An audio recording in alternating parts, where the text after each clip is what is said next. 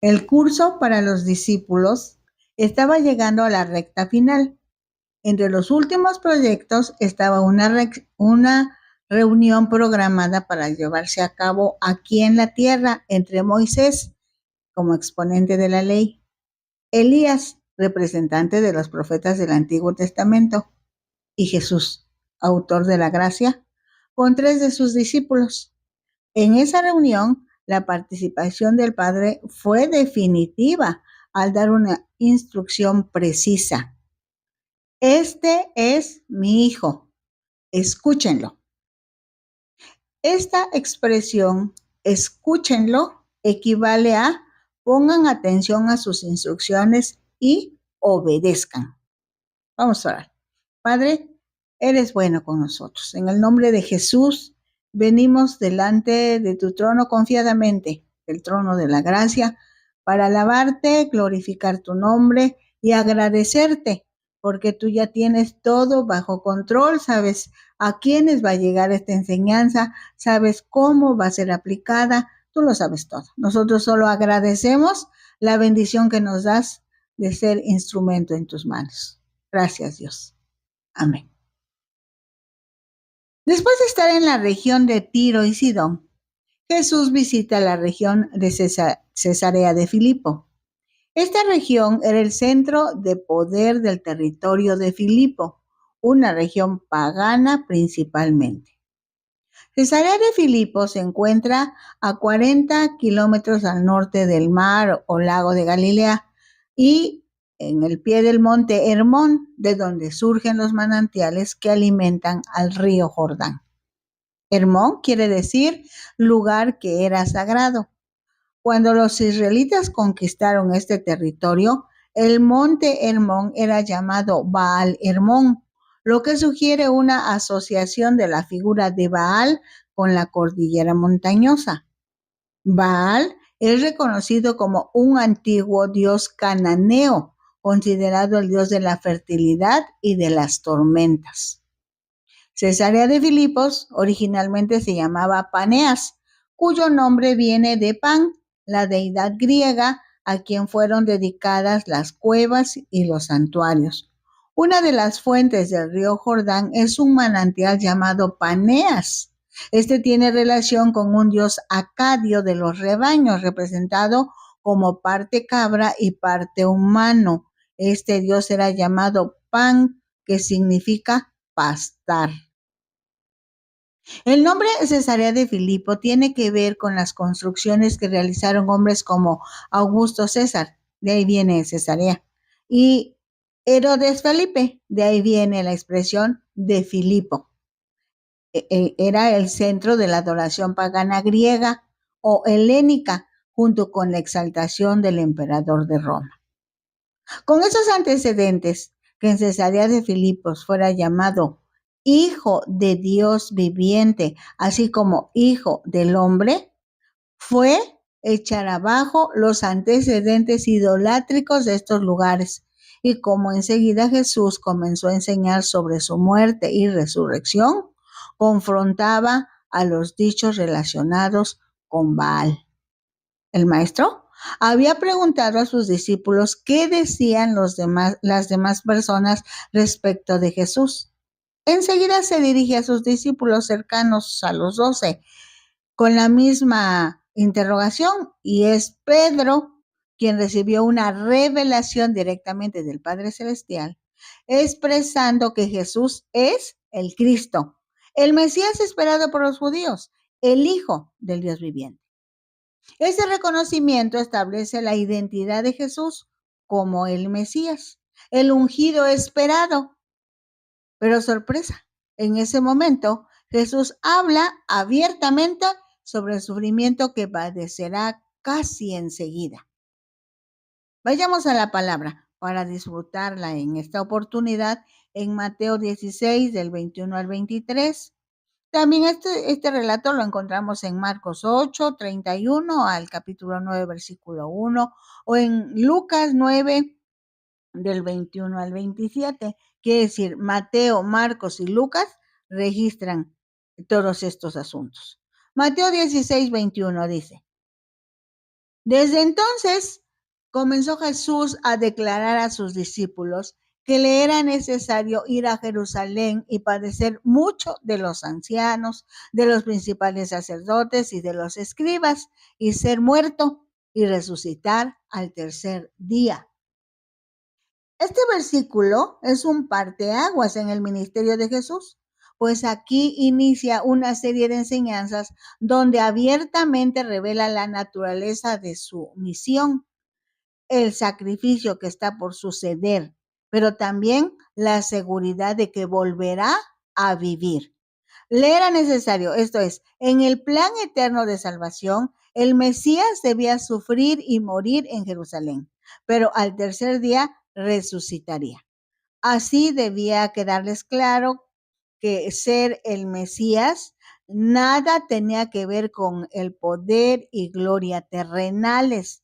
Por el contrario, ser el Mesías equivalía a sufrimiento y redención. Desde los profetas, el mensaje era: Jerusalén es el lugar en donde se cumpliría la profecía de su sacrificio, y la expresión padecer muchas cosas está referida a la intensa oposición que enfrentará de las autoridades religiosas y políticas. Estas palabras de Jesús se refieren al sacrificio, la redención, la resurrección y por lo mismo a la esperanza, pero incluyen también una reflexión sobre el costo del discipulado. Los hijos de Dios, los cristianos, los redimidos son candidatos al sufrimiento, rechazo, incomprensión, sacrificio, igual que a la esperanza. ¿Lo habías pensado así? ¿Cómo reaccionas ante el sufrimiento que Jesús enfrentó? ¿Has enfrentado sufrimiento por ser cristiano, hijo de Dios? La esperanza lleva a estar dispuestos a cumplir el propósito de Dios, incluso en momentos de persecución, dolor, sufrimiento. El versículo muestra la transición entre la revelación de la identidad de Jesús y la confrontación que se avecina. Este es un momento decisivo en el ministerio de Jesús, pues según el escrito de Mateo, antes de este versículo, Jesús había preguntado a sus discípulos: ¿quién dicen los hombres que es el Hijo del Hombre? O sea, ¿qué opinan de mi identidad las demás personas?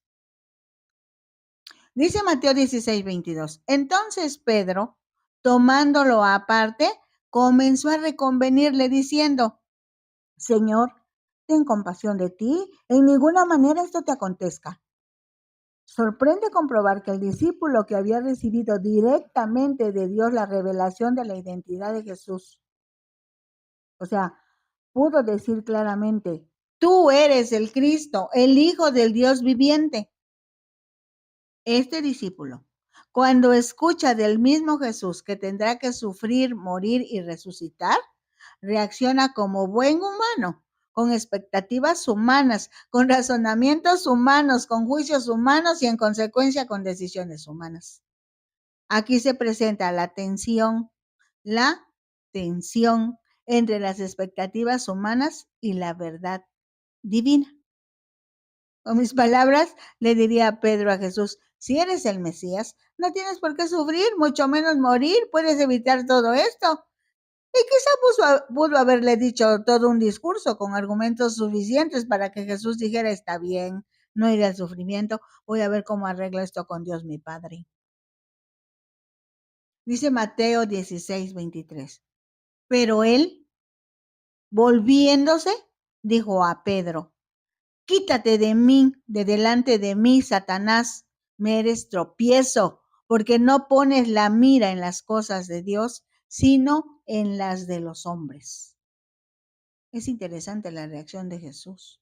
No le está diciendo diablo a Pedro, realmente se refiere a su comportamiento en ese momento, pues es contrario a los propósitos de Dios, y esa es tarea que realiza muy bien Satanás.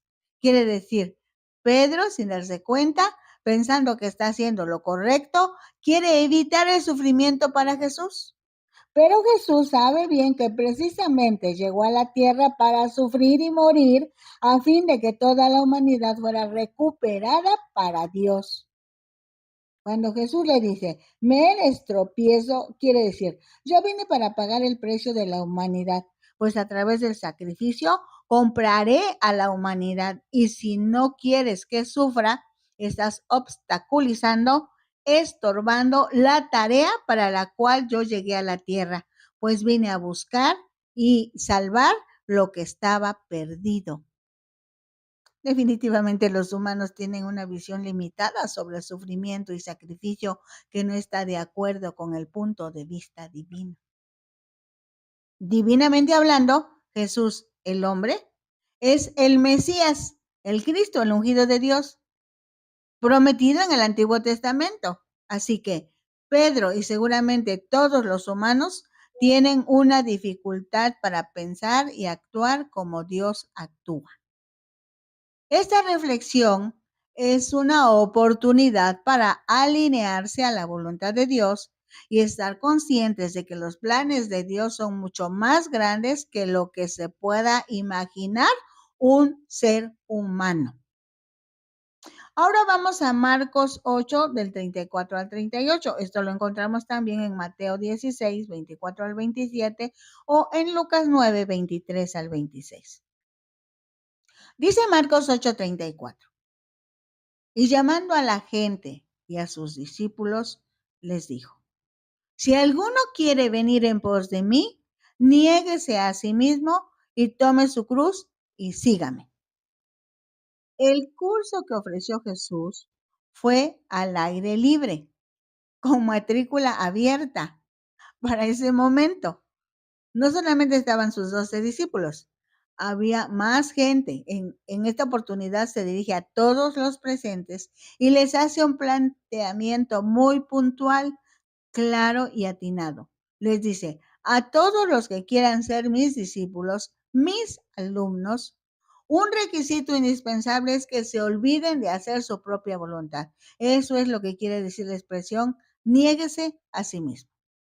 Negarse a sí mismo no es despreciarse a uno mismo, sino que las prioridades y deseos hacia lo que Dios necesita para cada uno de los que son, de los que somos sus discípulos, sus hijos, si se analiza espiritualmente hablando, Jesús dice, es necesario que yo sea el centro de sus vidas. Deberán dejar de lado todo lo que se relacione con el ego, con el yo.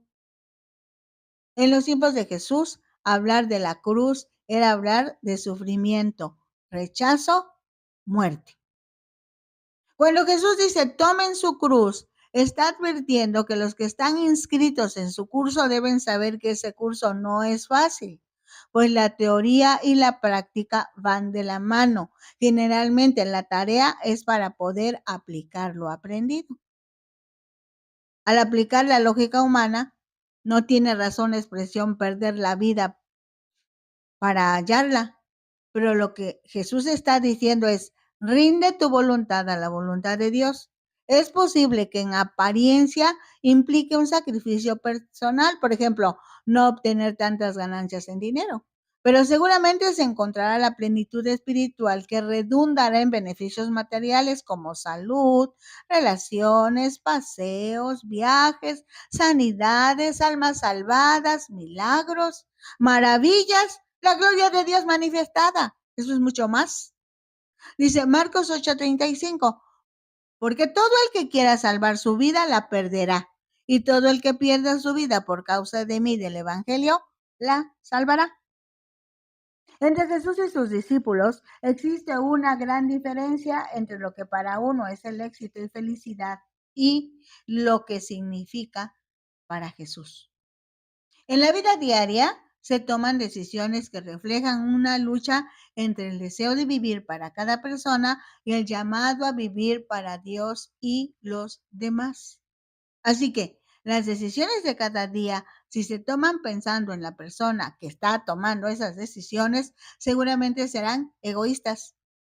Pero los discípulos de Jesús son auténticos, viven la vida de tal manera que se refleje la fe priorizando la voluntad de Dios, de lo atinado de la expresión del maestro. Si pierde su vida por causa de mí, es decir, si le interesa obedecer mi voluntad, parece que pierde su vida, pero realmente saldrá ganando porque tendrá como propósito la salvación y por resultado final la vida eterna. Dice Marcos 8:36, porque ¿qué aprovechará al hombre si ganare todo el mundo y perdiere su alma? El alma se refiere a la parte inmaterial e invisible del ojo humano que forma parte de cada persona. En el alma radican los pensamientos, sentimientos y voluntad o libre albedrío que Dios le dio al ser humano. Dado que en el alma está el centro de las decisiones del ser humano, es muy importante que sea cuidada y tratada en relación con el espíritu, pues el espíritu humano es el elemento inmaterial también que le da al hombre la habilidad para tener una relación íntima con Dios, pues Dios es espíritu. Con esta pregunta lo que Jesús expresa es la comparación entre lo eterno y lo material. Le recuerda a la humanidad que son seres espirituales que pueden disfrutar la paz y la felicidad que se encuentran en Cristo. Dice Marcos 8:37. ¿O qué recompensa dará el hombre por su alma? En la nueva traducción viviente dice, ¿hay algo que valga más que su alma? Jesús advierte que el hombre, si se descuida, corre el riesgo de perder de vista lo que realmente importa, el alma, pues a través de la decisión que tome respecto de la salvación por gracia, un hombre será salvo o estará perdido o separado de Dios, que es lo mismo que muerto. Según la apreciación del valor del alma, se da la jerarquización de los intereses personales. Esto explica por qué para algunas personas es más importante disfrutar una película de estreno o la lectura de la Biblia, la oración y la alabanza. Otro ejemplo es, para una persona es más importante asistir a la fiesta de boda de uno de sus compañeros de trabajo que ocupar tiempo para visitar hospitales a fin de entregar la noticia de salvación a las personas. Eso es según los valores que se tengan. Dice Marcos 8:38, porque el que se avergonzare de mí y de mis palabras en esta generación adúltera y pecadora, el Hijo del Hombre se avergonzará también de él cuando venga en la gloria de su Padre con los santos ángeles. En este versículo, Jesús expresa la realidad a la que se enfrentan los hijos de Dios. Están rodeados de personas que han dejado a Dios y se han entregado a toda suerte de impurezas. Se han contaminado con el pecado, tienen el corazón endurecido. Para este tipo de personas, Dios no es importante y por ello tienen otras ocupaciones en lugar de obedecer a Dios, según lo que dice la Biblia. Más o menos es la descripción de la generación adúltera y pecadora. Para los hijos de Dios, convivir con este tipo de personas no es fácil. En muchas ocasiones los hijos de Dios se ven acorralados, asustados, amenazados. Así que no basta creer en Dios, es necesario vivir de acuerdo a la voluntad de Dios, manifestar la gloria de Dios en la vida de cada hijo del Dios Altísimo. Ahora vamos a revisar Marcos 9:1, que también lo encontramos en Mateo 16:28 y en Lucas 9:27. Dice Marcos 9:1. También les dijo, de cierto os digo que hay algunos de los que están aquí que no gustarán la muerte hasta que hayan visto al reino de Dios venido con poder. Jesús está puntualizando el valor del alma dentro del ser humano. Por ello la expresión anterior, ¿qué recompensa dar el hombre por su alma? Dado que el curso es para sus discípulos, que cada vez está más cerca la fecha en que los discípulos se quedarán sin su maestro y que la muerte es tan natural como la vida, hace una afirmación que despierta varias expectativas entre sus alumnos. Por cierto, ¿a qué se refiere Jesús con este versículo? ¿Cuál es el reino de Dios y cómo podemos verlo? Teniendo en cuenta que este mensaje fue dirigido a sus discípulos, podemos entender que Jesucristo se está refiriendo a la importancia de creer en el poder sanador y transformador de Dios, incluso en los momentos más difíciles de la vida. Ahora bien, cuando dice el reino de Dios, se refiere a creer en su amor y su poder. Se trata de confiar en que Jesucristo puede hacer que el hombre supere cualquier circunstancia para vivir en su presencia. El reino de Dios no es meramente un lugar físico, porque Dios es espíritu y su presencia llena el universo. Aunque la escritura dice, el cielo es mi trono, el que está hablando es Dios, y la tierra el estrado de mis pies, es que Dios usa la forma de los humanos para que entendamos su existencia, pero Él es espíritu. La expresión no gustarán la muerte hasta que hayan visto el reino de Dios venido con poder indica lo que sigue en el curso, la demostración del poder de Dios y que solo se le mostró a Pedro, Jacobo y Juan. Ellos son los algunos del versículo que leímos. Mateo 17, 1 al 8. Esto también lo encontramos en Marcos 9, 2 al 8 y en Lucas 9, 28 hasta la primera parte del 36. Dice Mateo 17, 1. 6 días después, Jesús tomó a Pedro, a Jacobo y a Juan su hermano y los llevó aparte a un monte alto y se transfiguró delante de ellos y resplandeció su rostro como el sol y sus vestidos se hicieron blancos como la luz. Pedro, Juan y Jacobo. El círculo pequeño de sus discípulos que fueron testigos presenciales de momentos especiales en el ministerio del Maestro. En este momento histórico, realmente Jesús se revela a sí mismo de una manera que nunca antes habían visto. Esta es una confirmación de la divinidad de Jesús, de su unidad con Dios Padre y su relación con la ley y los profetas. Esta verdad proporciona seguridad a los creyentes en Cristo de que Jesús no solamente es hombre, sino es Dios. Ahora bien, los que han creído en Jesucristo como Señor y Salvador de sus vidas, también son llamados a ser transfigurados, transformados personalmente para crecer en la fe, reflejando la luz de Dios en el mundo. Dice Mateo 17:3, y aquí desaparecieron Moisés y Elías hablando con él. Moisés y Elías fueron dos de los más grandes profetas en el Antiguo Testamento. Moisés representa el periodo de la ley, escribió los 5 primeros libros del Antiguo Testamento, Génesis, Éxodo, Levítico, Números y Deuteronomio, que también se conoce como Pentateuco.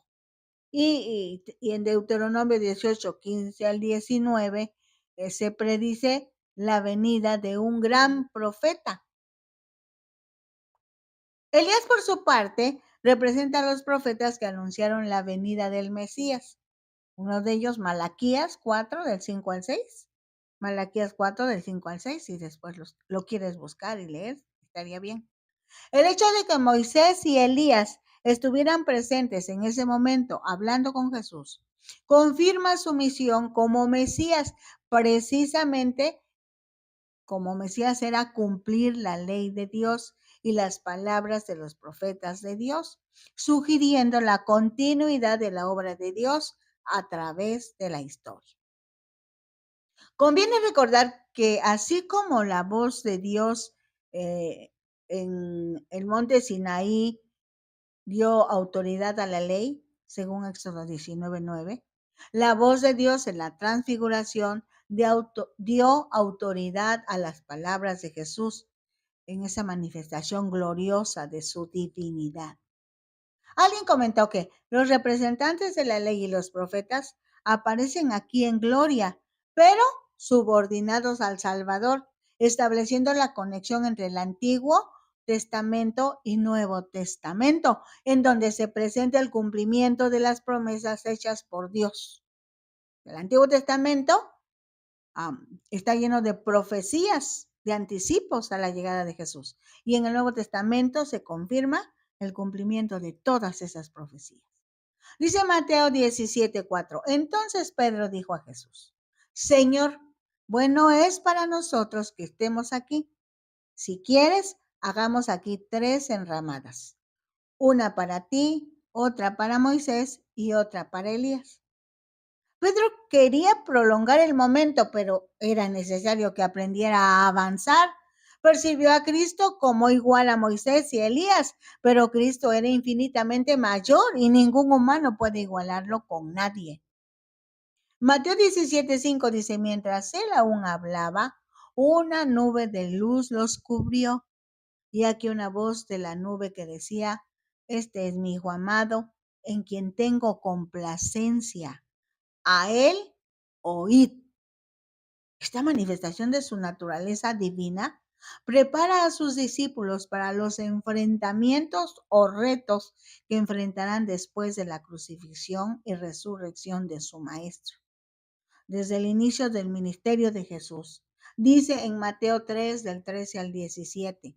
Entonces Jesús vino de Galilea a Juan al Jordán para ser bautizado por él. Mas Juan se le oponía diciendo, yo necesito ser bautizado por ti y tú vienes a mí.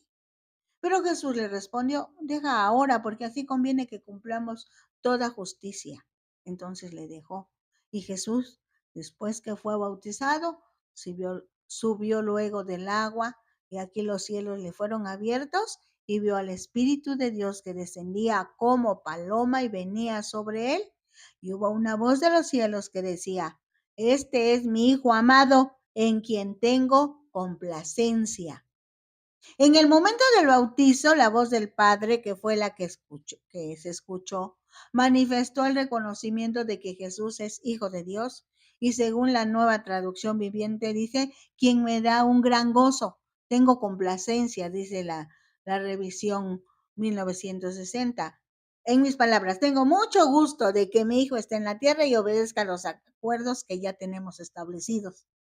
Por el momento que disfrutamos en esta oportunidad, después de reconocer nuevamente que Jesús es Hijo de Dios Padre, Dios hace válida la autoridad que le ha entregado. Para confirmar esa verdad, Dios Padre da una instrucción muy precisa. A Él oíd. Escúchenlo a Él. Esta expresión lleva implícita la instrucción, obedézcanlo. Mateo 17:6 dice, al oír esto los discípulos se postraron sobre sus rostros y tuvieron gran temor. Esta revelación nos sorprendió, pues si bien a Pedro Dios le había revelado que Jesús era el Cristo, el Mesías prometido y ampliamente esperado, la manifestación de su poder y autoridad provocó adoración para Dios Padre, Dios Hijo y Dios Espíritu Santo. La palabra temor no es miedo, sino reverencia total, temor reverente, reconocimiento desde lo profundo de su ser. La experiencia en carne propia de estos discípulos también debe ser la experiencia de cada uno de los que en algún momento reciban alguna revelación del Espíritu Santo a su espíritu humano, siendo confortados, confrontados, confirmados, aunque no se sepa realmente lo que está sucediendo. Así que al creer se está aprovechando la oportunidad para crecer en la fe. Ahora viene la experiencia de la transfiguración. Recuerda que la vida es un viaje de fe y que se debe estar listo, preparado siempre para creer, aprender y crecer. Entonces dice el versículo 7, Jesús se acercó y los tocó y dijo, levantaos y no temáis. Uno de los propósitos de la venida de Jesús a la tierra al tomar forma humana fue darle a la humanidad la oportunidad de conocer a Dios, el Padre, confirmar que Jesús es Dios, el Hijo, y aceptar la intervención divina del Espíritu Santo. Y alzando ellos los ojos, a nadie vieron, sino a Jesús solo. Como todas las revelaciones, los humanos quisieran que el tiempo crono se paralizara y que por la eternidad estuvieran presentes esas experiencias que sacan del contexto material y llevan a las alturas espirituales con Cristo. Es importante tomar decisiones acertadas en la relación con Dios. Atender la recomendación del Padre, escuchar el mover de Dios, obedecer al Hijo Jesucristo y actuar con la ayuda del Espíritu Santo en cada vida. Estamos muy interesados. La próxima semana nos vemos con la ayuda de Dios. Bendiciones.